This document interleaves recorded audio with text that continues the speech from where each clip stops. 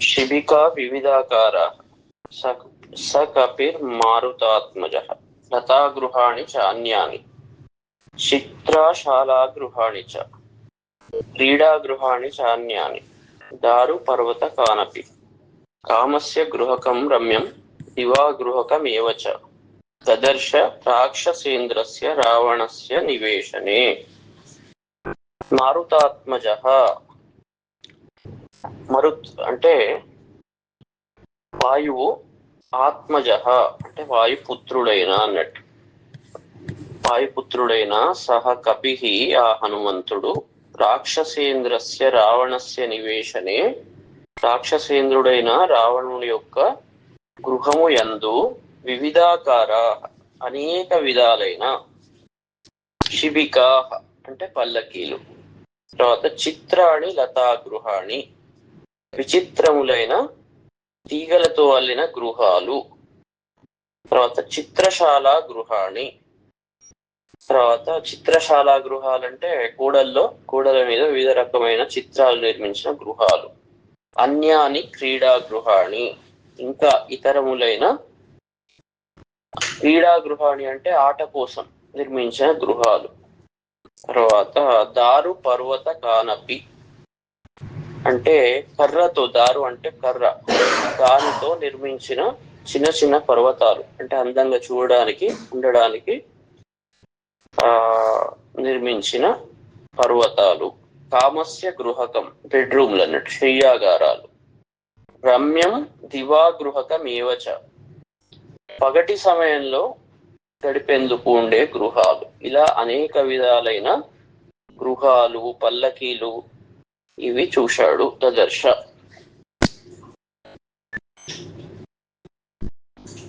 తర్వాత స మందర గిరి ప్రఖ్యం మయూర స్థాన సంకులం ధ్వజయష్టిభిరాకీర్ణం దదర్శ భవనోత్తమం అనేక రత్న సంకీర్ణం నిధిజాలం సమంతతః ధీర నిష్ఠిత కర్మాంతం గృహం భూతపతేరివ.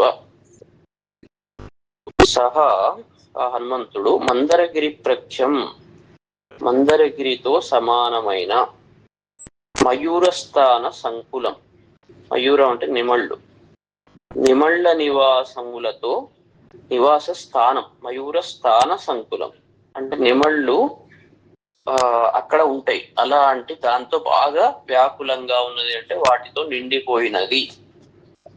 తర్వాత ధ్వజయష్టిభి ఆకీర్ణం అంటే ధ్వజాలతో ఆకీర్ణం అంటే వ్యాప్తమైనది, అన్ని చోట్ల ధ్వజాలు ఉన్నవి. ధీర నిష్ఠిత కర్మాంతం అంటే ధీరులతో నిష్ఠిత అధిష్ఠింపబడిన కర్మాంతం కార్యనిర్వహణము కలది. భూతపతే గృహమివ భూతపతి అయిన కుబేరుని యొక్క గృహం వలె ఉన్నదైన భవనోత్తమం శ్రేష్టమైన భవనాన్ని సమంతతః అన్ని వైపులా అనేక రత్న సంకీర్ణం అనేక రత్నాలతో కూడిన నిధిజాలం దదర్శ నిధుల సముదాయాన్ని చూశాడు. అక్కడ మందర పర్వతం మీద నిమళ్ళు ఉంటాయి, అట్లా మందర పర్వతం లాగా నిమళ్ళ నివాస స్థానాల్లాగా ఉన్నది అక్కడ. అంటే ఇక్కడ చూసిన నిమళ్ళు ఉన్నాయి, ధ్వజాలు ఉన్నాయి. తర్వాత ధీరులతో, వాళ్ళు ధీరులు అంటే బుద్ధిమంతులు, దాన్ని కార్యనిర్వహణ చేస్తున్నారు. అలాంటి కుబేరుని గృహంతో సమానమైన ఆ శ్రేష్ఠ భవనాన్ని అక్కడ మొత్తం ఎక్కడ చూసినా నిధులు ఉన్నాయి, రత్నాలతో కూడిన నిధుల సముదాయము ఉన్నది, అలాంటి దాన్ని చూశాడు. తర్వాత అర్చిద్విశ్చాపి రత్నానాం తేజసా రావణస్య చ విరరాజాథ తద్వేష్మ రశ్మిమానివ రశ్మిభి. తద్వేష్మ, వేష్మ అంటే భవనం, ఆ భవనం రత్నానాం అర్చిద్భిశ్చాపి రత్నాల కిరణాలతో, రత్నముల యొక్క కిరణాలతో, రావణస్య తేజస రావణుని యొక్క తేజస్సుతో రశ్మిభి రశ్మిమానివ వీరరాజ అంటే అక్కడ రెండు రకాల తేజములు కిరణాలు కనబడుతున్నాయి. ఒకటి రత్నాల కిరణాలు, ఈ భవనంలో పొదిగి ఉన్న రత్నాల కిరణాలు, తర్వాత రావణుని తేజస్సు అనే కిరణాలు, ఈ రెండిటితో సూర్యుడు ప్రకాశిస్తున్నట్టు ప్రకాశిస్తుంది. అంటే రావణుని తేజస్సును కూడా అంత పెంపు చేశాడు ఇక్కడ. ఆ రత్నాల కిరణాలు ఎట్లా ఉన్నాయో రావణుని తేజస్సు అట్లా ఉన్నది. ఈ రెండిటిని సూర్య తేజస్సుతో పోల్చాడు. అంటే రావణుడు కూడా మామూలు వాడు కాదు, తేజవంతుడు అని చెప్తున్నాడు. జాంబూనద మయాన్యేవ శయనాన్యాసనాని చ భాజనాని చ ముఖ్యాని దదర్శ హరియూతపః.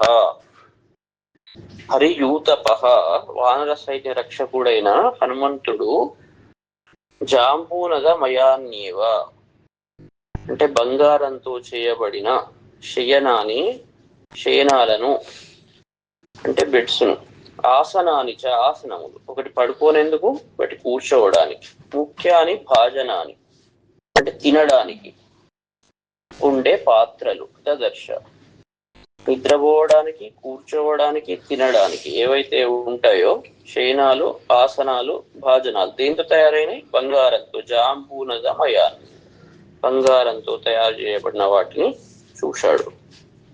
అంటే అంతా ఎక్కడ చూసినా అన్ని బంగారుమయం అని చెప్తున్నాడు.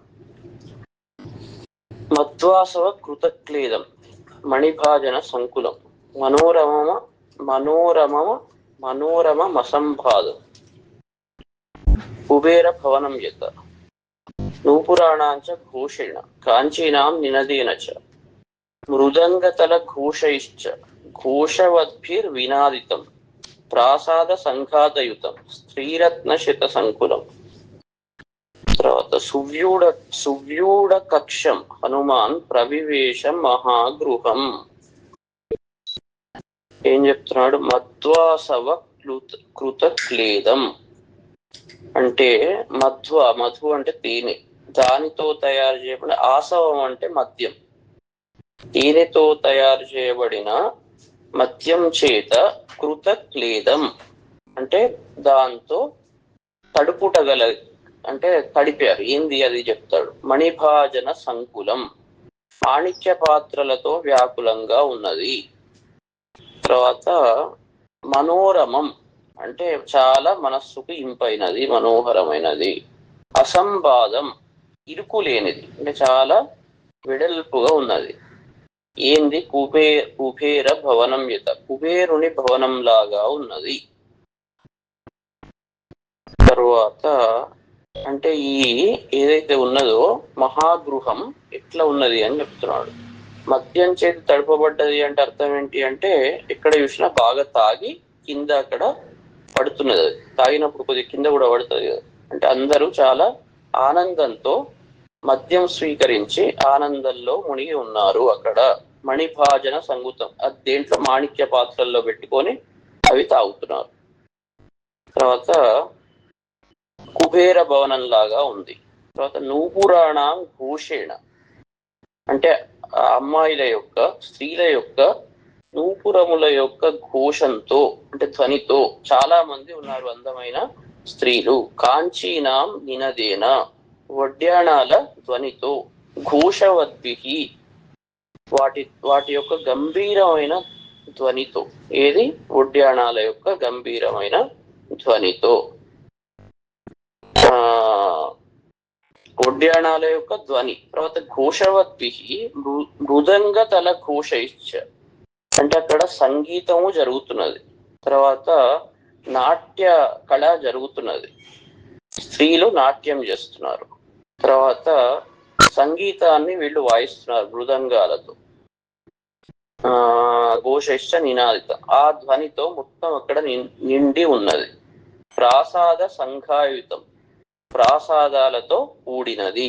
స్త్రీరత్న శత సంకులం 100 మంది ఉత్తమ స్త్రీలతో నిండి ఉన్నది. సువ్యూఢ కక్షం చాలా పెద్ద పెద్ద వాకిళ్లు కలిగినది అయిన మహాగృహం ప్రవివేశ అలాంటి పెద్ద గృహంలోకి హనుమంతుడు ప్రవేశించాడు. అంటే అక్కడ ఎంత రాయల్ సిచ్యువేషన్ ఉన్నది అని చెప్తున్నాడు. రావణాసురుని యొక్క ఐశ్వర్యము, తర్వాత సుఖము, సంపద అన్నిటి గురించి చెప్పాడు. ఇప్పుడు 7వ సర్గ. సవేష్మజాలం బలవాన్ దదర్శ వ్యాస దదర్శ వ్యాసక్త వైడూర్య సువర్ణజాలం యథామహత్ ప్రావృషి మేఘజాలం విద్యుత్పినద్ధం స విహంగజాలం. బలవంతుడైన సహ హనుమంతుడు వ్యాసక్త వైడూర్య సువర్ణజాలం అంటే ఈ వైడూర్య సువర్ణ వికారాలైన కిటికీలు కలిగినది. జాలం అంటే అక్కడ కిటికీలు అన్నట్టు కలిగినది. ప్రావృషి అంటే వర్షాకాలంలో, విద్యుత్ పినద్ధం అంటే మెరుపులతో కట్టబడ్డది. తర్వాత స విహంగ జాలం అంటే విహంగాలు అంటే పక్షులు, పక్షుల సముదాయము కలిగినది. అంటే మహత్ మేఘజాలం యత వేష్మజాలం దదర్శ. ఈ గృహాల సముదాయం ఎట్లా ఉన్నది అంటే మేఘ సముదాయం లెక్క ఉన్నది, మేఘాల లాగా ఉంది. ఎట్లా ఉంది? పక్షులు అక్కడ తిరుగుతున్నవి. వర్షాకాలంలో ఎట్లనైతే మెరుపులు అంటే ఇక్కడ ఏంది, చాలా అందంగా రత్నాలు వీటన్నిటితో పొదగబడి ఉన్నది కాబట్టి మెరుపుల్లాగా అక్కడ కాంతితో ఉన్నది. అక్కడ పక్షులు తిరుగుతున్నవి. ఇదంతా చూస్తే ఈ గృహాలు ఎట్లా అనిపిస్తున్నావు అంటే ఒక మేఘజాలం, మేఘాల సముదాయం లాగా హనుమంతుడికి అనిపించింది. ఎందుకంటే మేఘాల్లో ఏదైతే ఉంటాయో క్వాలిటీస్ అవన్నీ కనబడుతున్నాయి. మెరుపుల్లాగా ఇవన్నీ, ఈ ఐశ్వర్యం, రత్నాలు ఇవన్నీ కనబడుతున్నాయి, దాంతో వెలుగుతున్నది. తర్వాత అక్కడ పక్షులు సంచరిస్తున్నవి.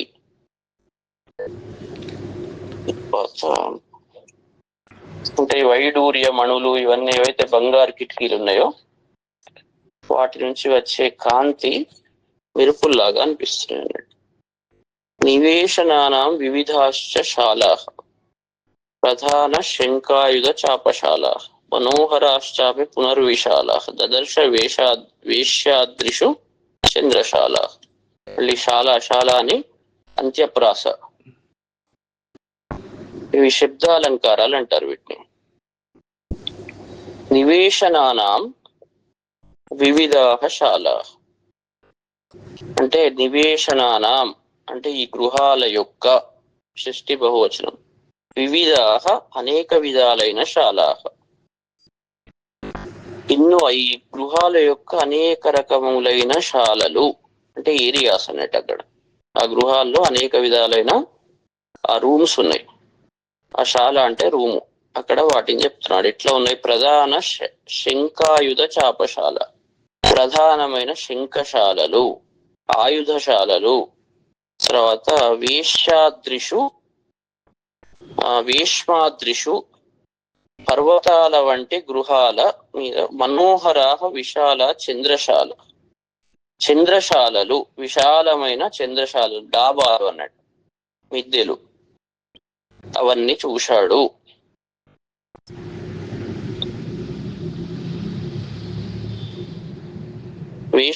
వేష్మ అంటే గృహము, అద్రి అంటే పర్వతం, పర్వతాల వంటి గృహాలు. ఆ వాటి మీద ఈ చంద్రశాల అంటే డాబాలు, పైన ఆకాశంలో మనం నక్షత్రాలను, చంద్రులను వాటిని చూసేందుకు పెట్టుకున్నది అన్నట్టు. తరువాత గృహాణి నానా వసురాజితాన్ని దేవాసురైశ్చాపి సుపూజితాన్ని సర్వైశ్చ దోషైః పరివర్జితాన్ని కపిర్దదర్శ స్వబలార్జితాని. కపిః హనుమంతుడు నానా వసురాజితాని, వసు అంటే సంపద అన్నట్టు, వసుమత్ అంటే సంపన్నుడు, ధనము కలవాడు. అష్ట వసువులు వాళ్ళు సంపదకు అధిపతులు. ఇప్పుడు వాసవీదేవి అనే వీళ్ళు ప్రార్థిస్తారు కదా, సంపద దేవత అన్నట్టు. నానా వసురాజితాని అనేక విధములైన ధనములతో రాజితాని ప్రకాశింపజేయబడినవి. ఏంది? దేవాసురైశ్చాపి సుపూజితాని, దేవ అసుర దేవతలతో అసురులతో వాళ్లతో కూడా సుపూజితాని బాగా పూజింపబడినవి. సర్వైః దోషై పరివర్జితాని సమస్త దోషాలతో, పరివర్జితాని అంటే విడవబడినవి అంటే ఏమి దోషాలు లేవు. స్వబలార్జితాని తన స్వంత బలంతో ఇవన్నీ సంపాదింపబడిన ఏంటి ఇవన్నీ దేని గురించి చెప్తున్నాడు అంటే గృహాణి, గృహములను దర్శించాడు. దదర్శ అంటే వాటిల్లో అయ్యో ఈ గృహంలో ఇది సరిగ్గా లేదు, ఇక్కడ కొంచెం ఇది బాగా ఉండని ఉండే అని చెప్పడానికి ఏది లేదు. అన్ని దోషాలు దానితో వర్జింపబడినది, అంటే ఏ దోషము లేదు. మళ్ళీ స్వంతంగా సంపాదించారు. దేవతలు అసురులు ఎవ్వరు కూడా, అందరూ కూడా వాటిని చూడంగానే అబ్బా అంటే పూజితాన్ని అంటే వాటిని చూసి అట్రాక్ట్ అవుతారు. ఇక్కడ తప్పు దొరకబట్టడానికి లేదు. అనేక విధాలైన ధనాలతో అవి ప్రకాశింపబడుతున్నది. ఇక్కడ బంగారం ఉంది కానీ వజ్రాలు లేవు, వజ్రాలు కూడా ఉన్నాయి. వజ్రాలు ఉన్నాయి కానీ రత్నం లేదు, రత్నం కూడా ఉన్నది. వైడూర్యం లేదు, వైడూర్యం ఉన్నది. అంటే ఇది లేదు అని అక్కడ లేదు, అంటే అన్ని ఉన్నాయి. అంత చాలా అందంగా ఉన్నాయి ఆ గృహాలు అని చెప్తున్నాడు. తాని ప్రయత్నాభి సమాహిత అని మయేన సాక్షాదివ నిర్మితాని మహీతలే సర్వ గుణోత్తరాణి దదర్శ లంకాధిపతే గృహాణి. ప్రయత్నాభి సమాహితాని ప్రయత్నపూర్వకంగా నిర్మింపబడ్డవి, అంటే బాగా ఎఫర్ట్ పెట్టి వాళ్ళు వాటిని నిర్మించారు, ఎక్కడ దోషాలు లేకుండా నిర్మించారు. సాక్షాత్ మయేన నిర్మితాని ఇవ అంటే సాక్షాత్తు మయుడే నిర్మించాడా, ఆ మయుని చేత ఇదంతా నిర్మింపబడ్డది. ఎందుకంటే ఇంత దోషం లేకుండా ఎలా నిర్మించారు వీళ్ళు అని అన్నట్టు ఉన్నవి. మహీతలే సర్వ గుణోత్తరాణి ఈ భూలోకంలో సమస్తమైన గుణములతో శ్రేష్టవి అయిన ఈ లంకాధిపతి గృహాన్ని దదర్శ. అంటే ఈ రావణుని యొక్క గృహాలు ఎట్లా ఉన్నావంటే ఈ భూమండలంలో ఇది ఇక్కడ లేదు, అన్ని గుణాల్లో మళ్ళీ శ్రేష్టమైన వాటితో ఈ గృహాలు నిర్మించబడ్డవి. అంటే ఇంత ఉన్నా కూడా లాస్ట్ కి ఏమైంది, అంత బూడిదైంది. ఇక్కడ ఏం చెప్తున్నాడు అంటే ప్రపంచంలో ఫిజికల్ లెవెల్లో ఇన్ని గుణాలు మా దగ్గర అది లేదు ఇది లేదు అది లేదు అనకుండా అన్ని ఉన్నాయి, కానీ లాస్ట్ కి ఏమైంది, మొత్తం నాశనం అయింది. అంటే లోపలి గుణాలు ఎప్పుడైతే ఉండవో మనిషి దగ్గర, పైన ఎంత ఉన్నా ఎన్ని చేసినా మేము ఇది చేసాం అని అనుకుంటాం, ఎన్ని చేసినా కూడా అంతర్గుణాలు ఎప్పుడైతే లోపిస్తావో ఈ పైవి చేసినవన్నీ మొత్తం బూడిదైపోతాయి అనేది ఇక్కడ మొత్తం కాంటెక్స్ట్ కరెక్ట్ గా అర్థం చేసుకుంటే కవి ఏం చెప్తున్నాడంటే రావణుని దగ్గర లేనిది లేదు, అతని ఐశ్వర్యము ఈ మొత్తం భూమండలంలో ఉత్తమోత్తమైనది అని చెప్పుకుంటూ తర్వాత ఏం చెప్తాడు, ఇవన్నీ ఉన్నాయి ఏమవుతుంది, మొత్తం అగ్నికి ఆహుతి అయిపోతుంది. ఎందుకు అట్లయింది, ఆ పరిస్థితి ఎందుకు వచ్చింది అంటే అతని గుణాలు, లోపలి గుణాలు సరిగ్గా లేవు, బయటంతా బాగానే ఉన్నది సంపద. కాబట్టి లోపలి గుణాలు వాటి మీద మనిషి ఎప్పుడు దృష్టి పెట్టాలి, అవి లేకుండా ఏమి ఉన్నా వ్యర్థమే అనేది ఈ సుందరాకాండ అది నేర్చుకోవాలి. తర్వాత తతో దదర్శోచ్రిత మేఘ రూపం మనోహరం కాంచన చారు రూపం రక్షోదిపశ్యాత్మ బలానురూపం గృహోత్తమం ప్రతిరూప రూపం. తర్వాత ఉచ్ఛ్రిత మేఘ రూపం, ఉన్నతమైన ఉన్నతమైన మేఘము వంటి రూపము కలిగినది. మనోహరం మనస్సును ఆకర్షించే రూపం అది, మనోహరంగా ఉంది. కాంచన చారు రూపం బంగారంతో అందమైన రూపం కలిగినది. అప్రతిరూపం అంటే సాటి లేని రూపము కలిగినది, దానికి పోటీ ఏది లేదు. ఇది చాలా బాగుంది అని అంటాం, బాగున్నది అంటే ఇంకా కూడా వేరేవి ఉండొచ్చు, కానీ అప్రతిరూపం అంటే ఇక్కడ దానికి సాటి లేదు, పోటీ లేదు. ఆత్మ బలానురూపం అంటే రావణుని బలానికి తగ్గట్టు ఈ రూపము ఉన్నది. అలాంటి రక్షోదిపస్య గృహోత్తమం దదర్శ అంటే రావణుని బలం కూడా ఎంత గొప్పగా ఉన్నది అని దీంతో కంపేర్ చేస్తున్నాడు. రావణుని శక్తి కూడా అసామాన్యం, అంటే అతని దగ్గర శక్తి ఉన్నది, సంపద ఉన్నది. శక్తికి తగ్గట్టు ఇక్కడ ఈ గృహం ఉన్నది అంటే సంపద. ఆ రెండు ఉన్నా కూడా మళ్ళీ ఏం ఇంతకుంది అన్నట్టు ఏమైంది, లాస్ట్ కి ఏమవుతున్నది అంటే అంత నాశనం అవుతున్నది. గృహోత్తమం దదర్శ. మహీతలే స్వర్గమివ ప్రకీర్ణం శ్రియాజ్వలంతం బహురత్నకీర్ణం నానాతరుణాం కుసుమావకీర్ణం గిరేరివాగ్రం రజసావకీర్ణం. మహీతలే ఈ భూమండలంలో ప్రకీర్ణం పడివేయబడ్డ స్వర్గమివ, అంటే స్వర్గం భూమండలంలో స్వర్గం గిట్ట కింద పడ్డదా, ఎందుకంటే గింత అందంగా ఇట్లా ఉన్నది. ఎట్లా కంపేర్ చేస్తున్నా అంటే సాక్షాత్తు స్వర్గమే ఈ భూమండలం మీద కింద గిట్ట పడ్డదా అన్నట్టు ఉంది.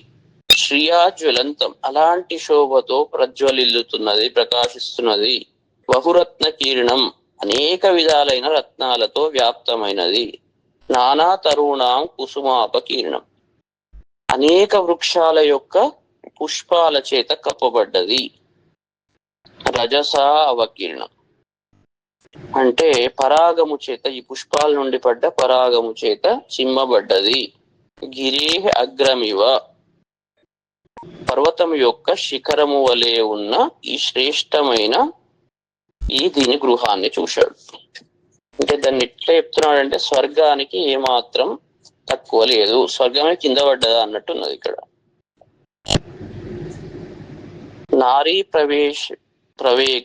నారీ ప్రవేకైరివ దీప్యమానం తటిద్భిరంభోదవ దర్శ్యమానం హంస ప్రవేకైరివ వాహ్యమానం శ్రియాయుతంఖే సుకృతాం విమానం. నారీ ప్రవేకై ఉత్తమమైన ప్రవేకం, ఉత్తమమైన వాళ్ళు అన్నట్టు ఉత్తమమైన స్త్రీలతో దీప్యమానమివ ప్రకాశింపబడుతున్నది. అక్కడ ఎక్కడ చూసినా చాలా అత్యుత్తమ సౌందర్యము గల స్త్రీలు అక్కడ ఉన్నారు. వాళ్లతో ఈ యొక్క గృహం ఏదైతే ఉందో అది ప్రకాశింపబడుతున్నది. తటిద్భిహి అంబోధవత్ అర్చ్యమానం మెరుపులతో, తటిద్భిహి అంటే మెరుపులతో అన్నట్టు, మెరుపులతో అంబోధవత్ మేఘములాగా అన్నట్టు, మెరుపులతో మేఘం ఏ రకంగా కూడి ఉంటుందో ఆ రకంగా ఇక్కడ పూజింపబడుతుంది. మేఘాన్ని మెరుపులు పూజిస్తాయి అన్నట్టు, మెరుపులతో అది ఎట్లా పూజింపబడుతుందో ఇక్కడ ఈ గృహము పూజింపబడుతుంది. అంటే అలంకరింపబడ్డది అన్నట్టు. పూజింపబడుతున్నది అంటే ఇక్కడ మేఘాలకు మెరుపు సౌందర్యాన్ని తెస్తుంది. అదే విధంగా ఈ ఇంటికి ఈ రత్నాలతో, వీటన్నిటితో, స్త్రీలతో, ఇక్కడ స్త్రీలతో పైన చెప్పాడు కాబట్టి వాళ్లతో ఇక్కడ మెరుపుల్లాగా ఉన్నారు వాళ్ళు ఒక్కొక్కళ్ళు అని ఇండైరెక్ట్ గా చెప్తున్నాడు. తర్వాత హంస ప్రవేకై వాహ్యమానం అంటే శ్రేష్టమైన హంసలతో వాహ్యమానం మోయబడుతున్నది, వహింపబడుతున్నది. అంటే అక్కడ హంసలు, చాలా హంసలతో మంచి కులనులు అట్లా అందంగా ఉన్నవి. శ్రియాయుతం హే సుకృతాం విమానం శోభతో కూడిన ఈ ఆకాశంలో ఉన్న సుకృతాం విమానం, ఆకాశంలో సుకృతం అంటే పుణ్యాత్ముల యొక్క గృహములాగా ఉన్నవి.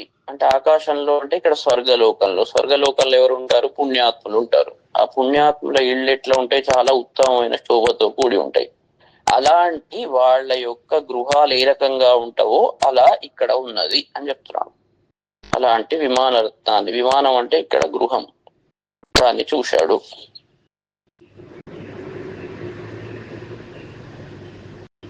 వీటన్నిటిని హంసలు గిట్ట మోస్తున్నవా అన్నట్టున్నది అన్నట్టు. వాక్ష్యమానం ఇవ అన్నాడు కాబట్టి అక్కడ కంపారిజన్. తర్వాత యథా నగాగ్రం బహుధాతు చిత్రం యథా నభశ్చ గృహచంద్ర చిత్రం దదర్శ యుక్తీకృత మేఘ చిత్రం విమానరత్నం బహురత్న చిత్రం. యుక్తీకృత మేఘ చిత్రం అంటే అక్కడ ఎట్లా ఉన్నదంటే యుక్తీకృత మేఘ చిత్రం తనతో మేఘాల చిత్రములు కలిగినది. అంటే మేఘాల చిత్రాలు అంటే చాలా అందంగా అక్కడ గోడల మీద వాటి మీద మేఘ చిత్రాలు ఉన్నవి. గ్రహచంద్ర చిత్రం తర్వాత గ్రహాలతో, చంద్రుడితో అవి కూడా వాటితో కూడి ఉన్నవి. నభయత ఆకాశం అంటే నభ అంటే ఆకాశం అన్నట్టు, దానిలాగా ఉన్నది. అంటే అక్కడ చూస్తే మొత్తం ఆకాశం లాగానే ఉన్నది. ఆ ఇంట్లో మొత్తం ఆ చిత్రాలు అవన్నీ వేసిన వాటిని చూస్తుంటే ఇది ఆకాశమా, అందమైన ఆకాశమా అన్నట్టు ఉంది. బహురత్న చిత్రం, అనేక రత్నాలతో చిత్రముగా ఉన్నది. బహుధాతు చిత్రం, ధాతు అంటే గైరికాది ధాతువులు, వాటితో అంటే అక్కడ లేనిది లేదు అన్నట్టు అన్నిటిని చెప్తున్నాడు. నగాగ్రం యథ, పర్వతాగ్రములాగా ఉంది. అలా ఉన్న శ్రేష్టమైన ఈ యొక్క గృహాన్ని చూశాడు. ఎందుకంటే ఇది పైన కొండ మీద ఉన్నది, అక్కడ మేఘాలు ఇవన్నీ పైన అక్కడనే కనబడుతున్నవి. తర్వాత ఆకాశం కూడా గ్రహాలు చంద్రునితో, ఇక్కడ ఇంటి డిజైన్ అట్లనే ఉన్నది. తర్వాత అక్కడ ప్లేస్ యొక్క సౌందర్యం కూడా అట్లనే ఉన్నది. అందుకే ఇది ఒక ఆకాశమా, ఇది పర్వతాగ్రములాగా అట్లా తయారు చేశారు, డిజైన్ అట్లా తయారు చేశారు పర్వతాగ్రములాగా. మహీకృత పర్వత రాజిపూర్ణ, శైలాకృత వృక్ష వితానపూర్ణ, వృక్షాకృత పుష్ప వితానపూర్ణ, పుష్పంకృతం కేసర పత్ర పూర్ణం. మహి అంటే భూమి, పర్వత రాజిపూర్ణ పర్వత పంక్తులతో నిండినదిగా కృత చేయబడినది. తర్వాత శైలాహ వృక్ష వితాన పూర్ణ, వృక్షాల సముదాయంతో నిండినవిగా చేయబడినవి. తర్వాత వృక్షాహ పుష్ప వితాన పూర్ణ అంటే ఒకదానికొకటి లింక్ చెప్పుతున్నాడు. అక్కడి భూమి ఎట్లా ఉన్నది అంటే అంటే లేనిదన్ని పెట్టారు అన్నట్టు. ఇక్కడ ఒక రకంగా చూస్తే కృత ఆ భూమి ఆ ప్లేస్ పర్వతరాజి పూర్ణ, పర్వతాలతో నిండినదిగా చేయబడ్డది. అంటే మొత్తం ఆర్టిఫిషియల్ గా పర్వతాలతో ఉన్నదిగా తయారు చేశారు. అక్కడ చూస్తే మొత్తం పర్వతాలు.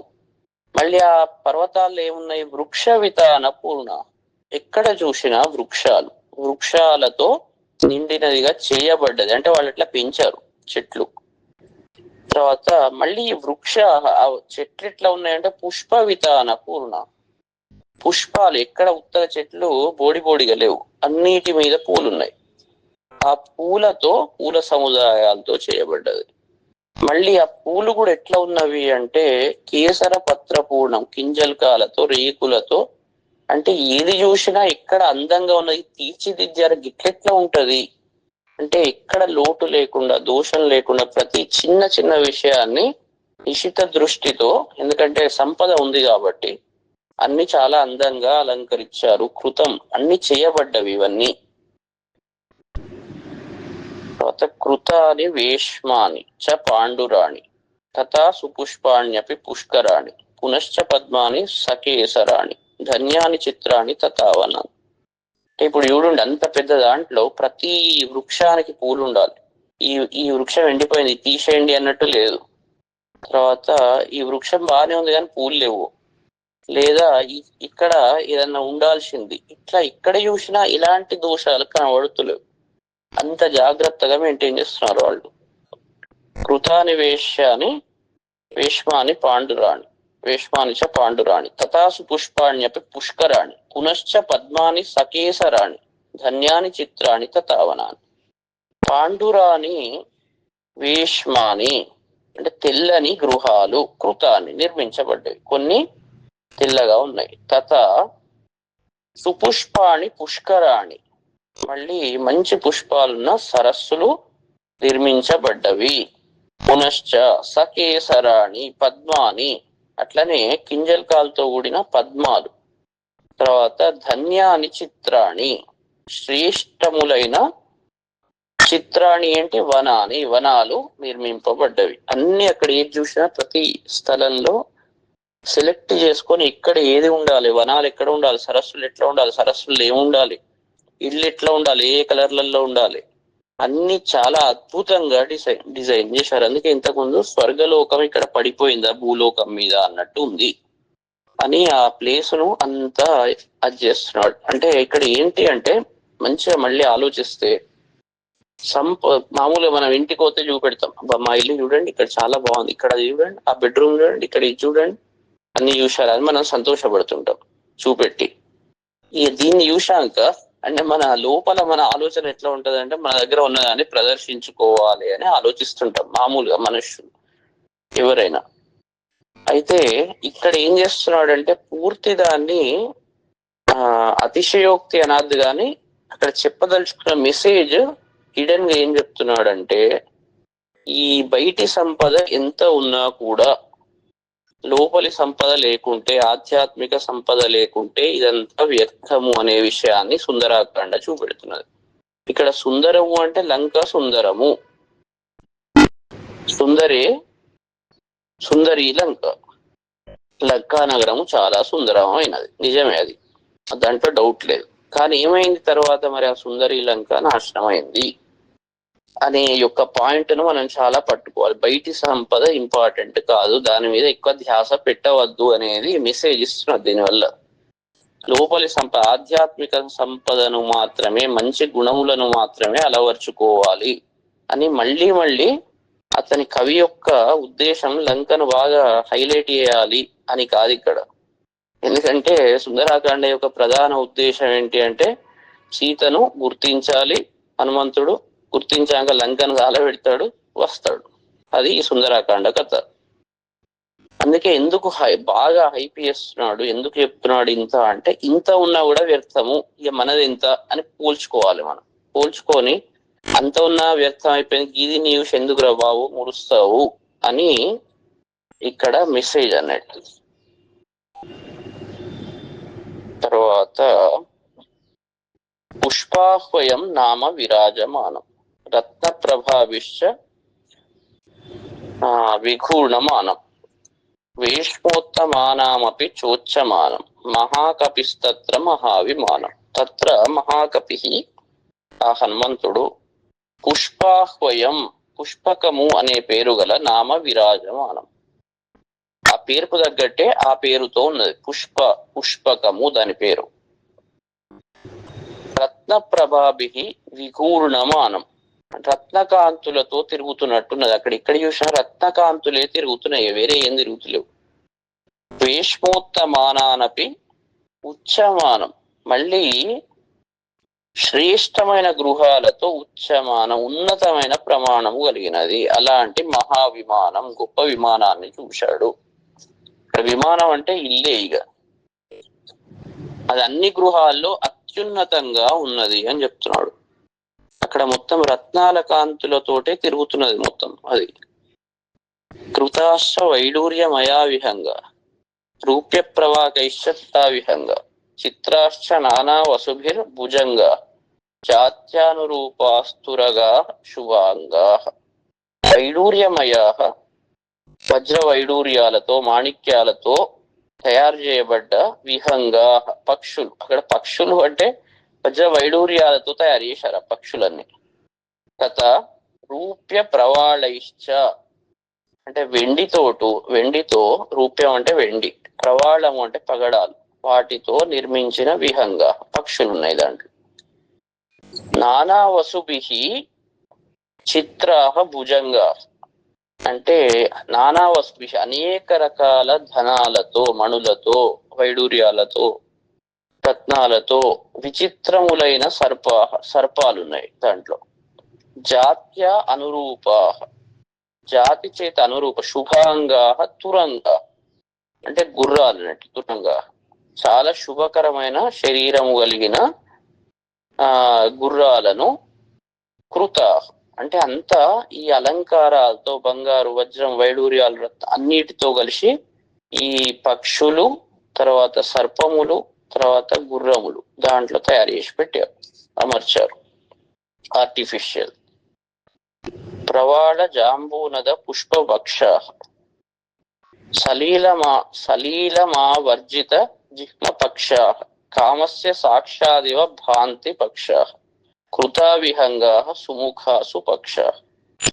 ప్రవాళ జాంబూనద పుష్ప పక్ష అంటే ప్రవాళము అంటే పగడాలు, జాంబూనదం అంటే బంగారం, దాంతో తయారు చేయబడ్డ పుష్పాలు. సుపక్ష మంచి రెక్కలు కలిగిన, సలీలం విలాసపూర్వకంగా ఉన్న, అవర్జిత జిహ్మ పక్ష అంటే వంచబడిన రెక్కలు కలిగిన, సుముఖ మంచి ముఖాలు ఉన్న, విహంగ పక్షులు.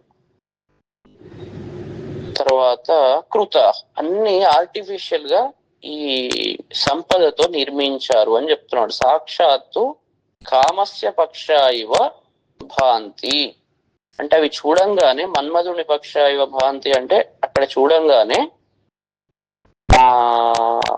అవి చూడంగానే కామం వస్తుంది.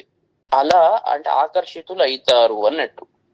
రెక్కలు అంటే అవి దానికి కామము రావడానికి తోడ్పడుతుంది, ఆకర్షణకు తోడ్పాటు చేసేలాగా ఈ పక్షులు ఇవన్నీ నిర్మించారు. ఎంతటి వాడైనా చూడంగా చాలా అద్భుతంగా ఉన్నది అని ఆకర్షితుడు అవుతాడు. తర్వాత నియుజ్యమానాస్తు గజాసు హస్త సకేసరా చోత్పల పత్ర హస్త బభూవ దేవీ చ కృతాసు హస్త లక్ష్మీస్తత పద్మిని పద్మహస్త. పద్మిని అంటే పద్మ సరస్సులో, సుహస్త సకేసరాశ్చ ఉత్పల పత్ర హస్త సుహస్త మంచి తొండములు కలిగిన, తర్వాత సకేసరాశ్చ కింజల్కములతో కూడిన, వాటి శరీరాల మీద కింజల్కాలు పడ్డవి, రేణువులు పుష్ప రేణువులు. ఉత్పల పత్ర హస్త వాటి హస్త అంటే తొండాలు ఏమున్నాయంటే పద్మములు, తామరాకులు, ఇవన్నీ వాళ్ళ తొండాలు అంటే తింటున్నాం అన్నట్టు. ఏంటి ఇవన్నీ అంటే గజములు ఉన్నవి. నియుజ్యమానాస్తు వాటితో ఎట్లా అంటే నియమింపబడుతున్నవి అంటే ఈ గజములు లక్ష్మీదేవికి స్నానం చేపిస్తున్నవా అన్నట్టు ఆ గజాలు నిర్మింపబడ్డాయి. తత పద్మహస్త చేతుల్లో పద్మాలు ఉన్నాయి. సుహస్త అందమైన హస్తములు కలిగిన, దేవీచ కృత అంటే అక్కడ ఒక లక్ష్మీదేవి విగ్రహం ఉన్నది. ఆ లక్ష్మీదేవి ఆమె చేతుల్లో పద్మములు ఉన్నవి. ఆ అటుపక్క ఇటుపక్క గజాలు ఉన్నవి. ఆ గజాల నోట్లలో ఏంది పద్మాలు, తామరాకులు ఉన్నవి. తర్వాత ఆ ఏనుగులకు మంచి తొండవులు ఉన్నాయి, దాని మీద కింజల్కాలు పడ్డాయి. అంటే ఆర్టిఫిషియల్ గా ఇదంతా నిర్మించారు అని చెప్తున్నాడు. అలాంటి సరస్సు ఉన్నది. ఆ సరస్సులో ఇదంతా ఒక డిజైన్ ఉన్నది. తర్వాత ఇతీవ తద్గృహం అభిగమ్య శోభనం సవిస్మయో నగమివ చారు శోభనం పునశ్చ తత్పర మనుగంధి సుందరం అసుగంధి సుందరం హిమాత్యయే నగమివ చారు కందరం. ఇతీవ ఈ విధంగా శోభనం చారు శోభనం ప్రకాశిస్తున్నది. చారు శోభనం అంటే ఇక్కడ రెండో శోభనానికి కొద్దిగా మీనింగ్ డిఫరెంట్. ఏంటి అంటే అందము అన్నట్టు, కాంతివంతము అంటే శోభతో కూడినది. చారు శోభనం అందంగా కాంతివంతమై ఉన్నది. అలాంటి నగమివ తద్గృహం పర్వతం వలె ఉన్న ఆ గృహము ఏదైతే ఉన్నదో దాన్ని అభిగమ్య సమీపించాడు. సమీపించి స విస్మయ ఆశ్చర్యం పొందాడు. ఏంది అసలు ఇది ఇట్లా తయారు చేశారు అని, ఇంత అందంగా ఉన్నది. పరమ సుగంధి సుందరం చాలా సుగంధాలు వస్తున్నాయి దాంతో సుందరంగా ఉంది. హిమాత్యయే చారు కందరం వసంత ఋతువులో చారు కందరం అంటే అందమైన గుహములున్న నగమివ పర్వతం వలె ఉన్న తత్ పునశ్చ మళ్ళీ చూశాడంటే మన యొక్క ఇంద్రియాలన్నిటిని, ప్రతి ఇంద్రియాన్ని ఆకర్షిస్తున్నది. ముక్కును మంచి వాసనతో ఆకర్షిస్తున్నది, కళ్ళను ఈ రూపంతో ఆకర్షిస్తున్నది, చెవులను ధ్వనులతో ఆకర్షిస్తున్నది. తర్వాత శరీరాన్ని మంచి ఆనందం ఇస్తున్నది శరీరానికి. అంటే పంచేంద్రియాలకు, మనస్సుకు ఎక్కడ చూసినా ఎట్లా ఉన్నదంటే అన్ని ఆకర్షింపబడుతున్నాయి అక్కడ సౌందర్యం. మన రావణాసురుని యొక్క ఐశ్వర్యం ఎట్లా ఉన్నది, పంచేంద్రియాలను మొత్తం. అందుకే దిశకంఠుడు. దిశేంద్రియాలు అంటే పంచ జ్ఞానేంద్రియాలు, పంచ కర్మేంద్రియాలు, వీటికి లోనైన వాడు అన్నట్టు. అంటే ఇక్కడ ఉన్న ప్రతి సంపద ఎట్లా ఉన్నదంటే అన్నింటినీ ఆకర్షిస్తున్నది. కళ్ళు చూడంగానే ఇది తక్కువ అని చెప్పేలాగా లేదు. ధ్వని చాలా అందమైన ధ్వనులు, తర్వాత మంచి వాసనలు, ప్రతిది ఏది చూసినా అది ఆకర్షిస్తున్నది. ఆకర్షించడం అందుకే వాడు దిశకంఠుడు. తరువాత చూశాడు. కానీ హనుమంతుడు ఈ దిశేంద్రియాలను జయించినవాడు, అందుకే అతను దీన్ని మొత్తం తొక్కిపడేశాడు. దిశేంద్రియాలు మన కంట్రోల్లో ఉండాలి, కానీ దిశేంద్రియాల కంట్రోల్లో మనం పోయినామంటే మనం పడిపోతాం. కాబట్టి ఇక్కడ చెప్పదలుచుకున్నది ప్రతిదీ మీరు ఆలోచిస్తే ఆ యొక్క వాసనలు, దృశ్యాలు, ధ్వనులు అన్ని ఇంద్రియాలకు ఆనందాన్ని కలిగించేవి. మామూలుగా మనం ఎక్కడికైనా పోగానే చాలా బాగుంది, ఇది చాలా బాగుంది, అక్కడ అది పెట్టాడు, ఇది పెట్టాడు, అక్కడ లోపల మనుషులు ఎట్లా ఉన్నారని మనం ఆలోచించం. వాడి బుద్ధి ఎట్లా ఉన్నది అని ఆలోచించం. జనరల్ గా ఒక విషయాన్ని మనం తెలుసుకోవాలంటే బుద్ధిమంతుడు, ఒక ఆధ్యాత్మికవేత్త ఎట్లా ఆలోచిస్తాడు, అక్కడ ఉన్న వాళ్ళు ఎట్లా ఉన్నారు, వాళ్ళ తత్వం ఏంటి, అహంకారంతో కూడి ఉన్నారా, వాళ్ళ లోపలి తత్వం ఏమిటి అని ఆలోచిస్తారు తప్ప పై సంపద చూసి వాటితో ఆకర్షితులు కారు. తరువాత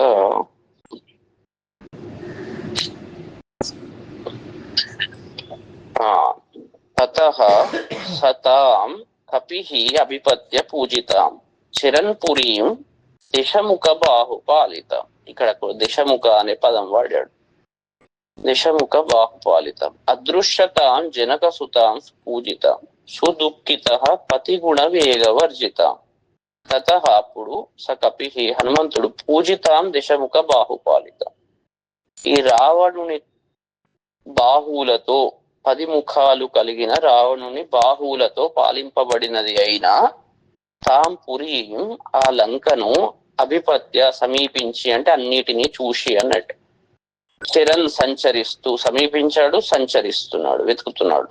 సుపూజితాం పతిగుణ వేగ నిర్జితాం అంటే పతి యొక్క గుణాలతో జయింపబడినది. ఇక్కడ చాలా యొక్క మాటతోటే సీత యొక్క క్యారెక్టర్ చెప్తున్నాడు. అంటే భర్త యొక్క గుణాలతోటే జయింపబడ్డది గాని ఈ యొక్క సంపదను చూసి జయింపబడలేదు అని చెప్తున్నాడు అన్నట్టు. తన భర్త గుణాల మీదనే ధ్యాస కలిగినది.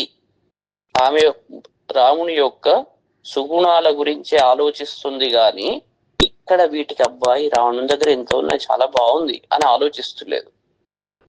అలాంటి ఆమె ఎవరు, తాం జనక సుతాం, ఆ సీతను అదృశ్య చూడక కనబడుతులేదు. ఆమె అన్ని చూస్తున్నాడు కానీ ఆమె మాత్రం కనబడుతులేదు. అలాంటి ఆమె కనబడకపోయే వరకు సుదుఃఖిత దుఃఖించాడు హనుమంతుడు. అయ్యో ఏంటి పరిస్థితి, అన్ని కనబడుతున్నాయి కానీ అసలు సీత ఎక్కడ ఉన్నది అని. ఎందుకంటే అతను వెతుకుతున్నది సంపద చూసి ఇంకెక్కడ ఉన్నది, ఇంకేం సంపద ఉన్నది అని చూస్తున్నాడు. సీత ఎక్కడ ఉన్నది, అన్నిట్లలో సీత ఎక్కడ ఉన్నది అనే వెతుకుతున్నాడు అతను. తతస్తదా బహువిధ భావితాత్మన కృతాత్మనో జనక సుతాం సువర్త్మన అపశ్యతో అభవత్ అతి దుఃఖితం మనః సుచక్షుష ప్రవిచరణో మహాత్మన. తతః అప్పుడు ఏంది, బహువిధ భావితాత్మన అంటే అనేక విధాల భావాలతో నిండిన మనస్సు గలవాడు. ఒకవైపు మరి ఏమైంది, సీత ఉన్నదా లేదా, లేదా ఈ రావణుడు ఏమన్నా చేశాడా, లేదా ఇక్కడికి పట్టుకరాలేదా, లేదా ఆమె ఏమన్నా చేసుకున్నదా, ఇలా అనేకమైన భావాలు. ఒకసారి ఓ భావం వస్తున్నది, ఏం కాదు అని అనిపిస్తున్నది, ఇంకోసారి ఏమో మళ్ళీ భయం అయిపోతున్నది.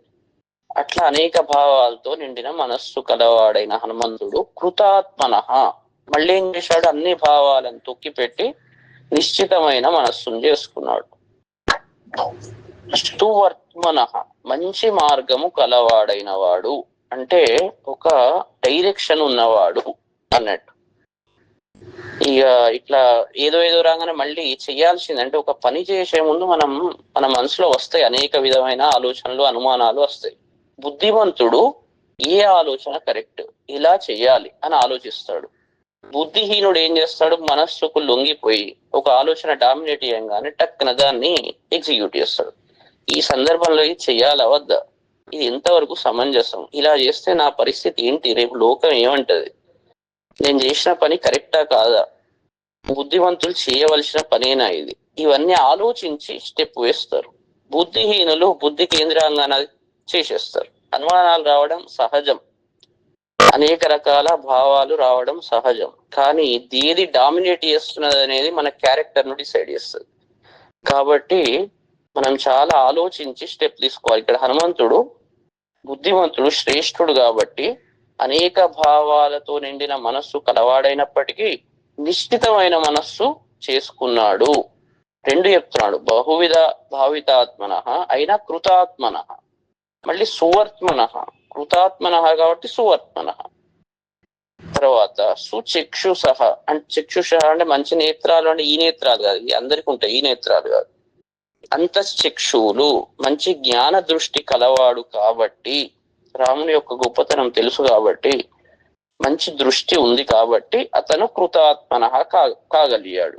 కృతాత్మన కాగలిగాడు కాబట్టి అతను సువర్త్మన, మంచి మార్గాన్ని అంటే ఏ స్టెప్పులు వేయాలి నెక్స్ట్ అనేది క్లారిటీ ఉంది ఆయనకు. ప్రవిచరత సంచరిస్తూ ఉన్నాడు అంటే ఇంకా వెతుకుతూ ఉన్నాడు, ఇంకా దొరకలేదు కదా.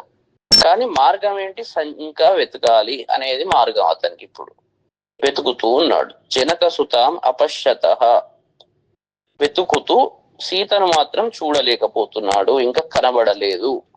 అయినా ఈ మహాత్ముడైన హనుమంతుడు మనః అతి దుఃఖితం అభవత్, అతను మనస్సు బాగా దుఃఖించినది. ఎందుకంటే ఆ పరిస్థితుల్లో వెతుకుతున్నాడు, అన్ని చేస్తున్నాడు, కానీ మనస్సు లోపల బాధ ఉన్నది. అయ్యో సీత దొరకలేదు ఏంటి అని విషాదం పొందింది. అది కూడా కామనే. ఇక్కడికి 7 చాప్టర్లు అయినాయి. తర్వాత ఒక 3-4 పద్యాలు చెప్పి ఆపుదాం. సతస్య మధ్యే భవనస్య సంస్థితం మహద్విమానం మణివజ్ర చిత్రితం ప్రతప్త జాంబూనద జాల కృత్రిమం దదర్శ వీర పవనాత్మజ కపిహి. ఆ వీరుడైన హనుమంతుడు, పవనాత్మజ వాయుపుత్రుడు, స కపిహి హనుమంతుడు. ప్రతిసారి గిన్ని అడ్జెక్టివ్లు ఎందుకు చెప్తున్నాడు అంటే అతని స్థితిగతులు. అతను వీరుడు అని చెప్తున్నాడు, అతను వాయుపుత్రులాగా బలవంతుడు, తర్వాత వీరుడు, ధైర్యం ఉన్నవాడు, అలాంటి హనుమంతుడు. తస్య భవనస్య మధ్య సంస్థితం, ఆ భవనాల మధ్యలో ఉన్న మణివజ్ర చిత్రితం ప్రతప్త జాంబూనద జాల కృత్రిమం మహత్ విమానం. మళ్ళీ ఇంకా ఒక్కొక్క విమానం అంటే ఇల్లు అన్ని వెతుక్కుంటూ పోతున్నాడు కదా. తర్వాత ఏ ఇల్లు చూశాడు అని చెప్పుకుంటూ పోతున్నాడు. అంటే ఇంకా అతను వెతుకుతూ ఉన్నాడు. ఇక్కడ వజ్రాలతో మణులతో కూర్చబడిన, బంగారంతో చేయబడిన కిటికీలు కలిగిన ఆ ఇంటిని చూశాడు. ఇంకో ఇంటికి పోయినాడు. దాని తర్వాత ఒకటి అంటే ఆగుతులేడు, ఎక్కడ కూడా ఆగుతులేడు. అయిపోయింది, అయ్యో ఇది ఏంది పరిస్థితి అని ఆగుతులేడు. ఎందుకంటే బుద్ధివంతుడు కాబట్టి. తదప్రమేయ ప్రతీకార కృత్రిమం కృతం స్వయం సాధ్వితి విశ్వకర్మణ దివంగతం వాయుపథ ప్రతిష్ఠితం వీరాజతాదిత్య పథస్య లక్ష్మవత్. ఏం చెప్తున్నాడు? అప్రమేయ అప్రతీకార కృత్రిమం అంటే దానికి అప్రమేయం, సాటి లేనిది, ఎదురు లేనిది, అలాంటి అలంకారం ఉన్నదంటే దానికి పోటీ లేదు, ఎదురు లేదు. అంటే ఎవరైనా పోటీ పెట్టుకుందామా అంటే పెట్టుకునేటట్లేదు. ఇప్పుడు ఆల్రెడీ ఇక్కడ పోటీ లేదు, ప్రస్తుతం పోటీ లేదు, ప్రస్తుతం దానికి సాటి లేదు. ఏది అంటే దేంతో కంపేర్ చేయలేము. ముందర ఎదురు లేదు దానికి. ఎవరన్నా పెరుగుతారా అంటే అట్లా పెరిగే పరిస్థితి లేదు. అలాంటి అలంకారాలతో కూడినది. విశ్వకర్మణ స్వయం సాధ్వితి కృతం. సాక్షాత్తు విశ్వకర్మ దీన్ని చూసి అబ్బా ఏమున్నది, నేను కూడా చేస్తాను, చేయలేను. విశ్వకర్మ చేస్తాడు అంటే మామూలు మాట కదా, ఆయన ఏదైనా పర్ఫెక్ట్ గా చేస్తాడు. అలాంటి విశ్వకర్మ స్వయంగా చాలా బాగున్నది అని చెప్పబడ్డది. అట్లా ఉన్నది అన్నట్టు. దివంగతం వాయుపథ ప్రతిష్ఠితం. ఆకాశాన్ని పొంది, అంటే వాయు మార్గం ఆకాశంలోనే నిర్మించారు ఇది. తత్ ఆదిత్యపథస్య లక్ష్మవత్ వ్యరాజత, సూర్య మార్గానికి చిహ్నమా అన్నట్టున్నది. సూర్యుడు ఆకాశ పథంలో ఉంటాడు కాబట్టి, ఆకాశ మార్గంలో సంచరిస్తాడు కాబట్టి ఆ సూర్య మార్గానికి ఇది ఒక సింబాలిక, సూర్య మార్గాన్ని చూపెడుతున్నదా అన్నట్టు ఇది వెలుగుతున్నది ఇల్లు అని చెప్తున్నాడు. తత్ర ప్రయత్నతః నత్ర కించిన్ నకృతం ప్రయత్నతో నత్ర కించిన్ నమహార్హ రత్నవత్ నతే విశేష నియత సురేష్వపి నత్ర కించిన్ మహావిశేషవత్. తత్ర దాంట్లో ప్రయత్నతః ప్రయత్నపూర్వకంగా నకృతం కించిత్ న, అంటే దీంట్లో ప్రయత్నపూర్వకంగా చేయబడింది ఏదీ లేదు. అంటే అన్ని ప్రయత్నంతో చాలా అద్భుతంగా చేశారు, యత్నంతో ప్రతి చిన్న చిన్న దాన్ని అందంగా అమర్చారు.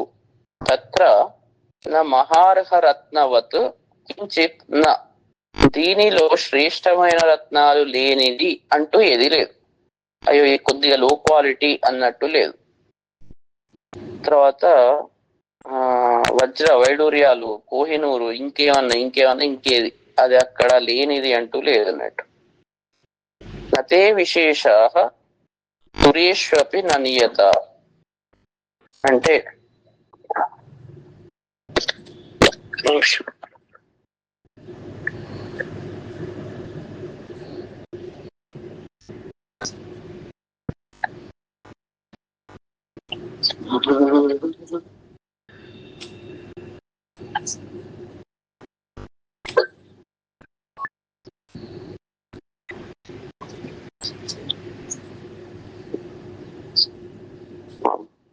నతే విశేష నియత సురేష్వపి, అంటే అక్కడ ఈ పుష్పక విమానానికి సంబంధించిన విశేషాలు దేవతల్లో కూడా లేవు.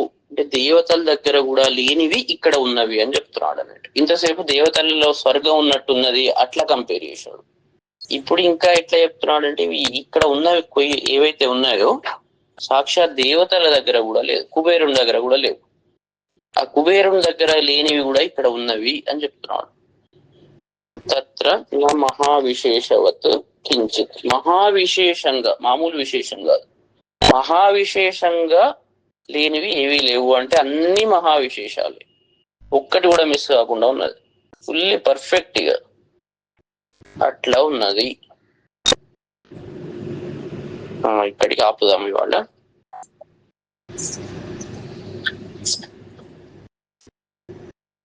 మంచిగా చూసుకోండి.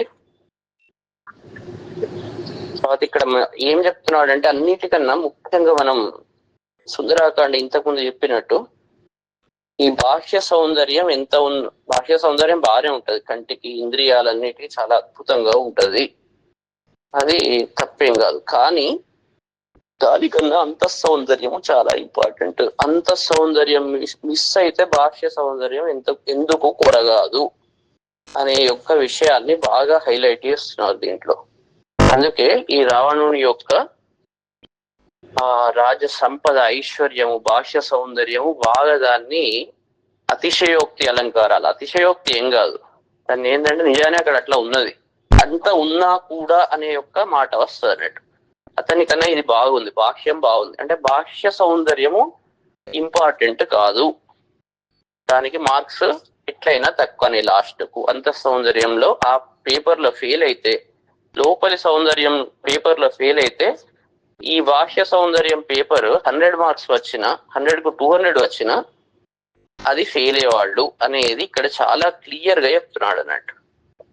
ఒకవేళ అంత సౌందర్యం పేపర్ ఫుల్ మార్క్స్ వచ్చి బాహ్య సౌందర్యం పేపర్ తక్కువ వచ్చినా, ఫెయిల్ అయినా వాడు ఓవరాల్ గా పాస్ అనే యొక్క విషయాన్ని ఇక్కడ ఒక రకంగా మనం అర్థం చేసుకోవాలి. అంటే ఏది ఇంపార్టెంట్ అంటే ఆధ్యాత్మిక సౌందర్యము, గుణాలే ఇంపార్టెంట్ అంతే. అది కన్క్లూజన్ అన్నట్టు ఈ మొత్తం సుందరాకాండ యొక్క.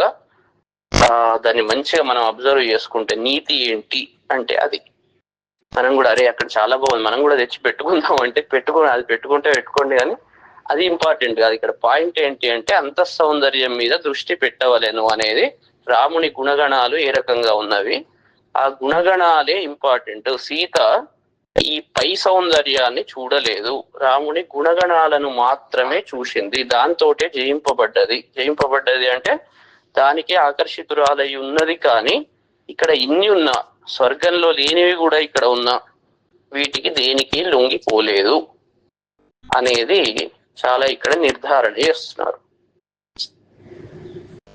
మళ్ళీ రేపు మాట్లాడదాం. శుభం. జై సీతారాం. జై సీతారాం. Thank you.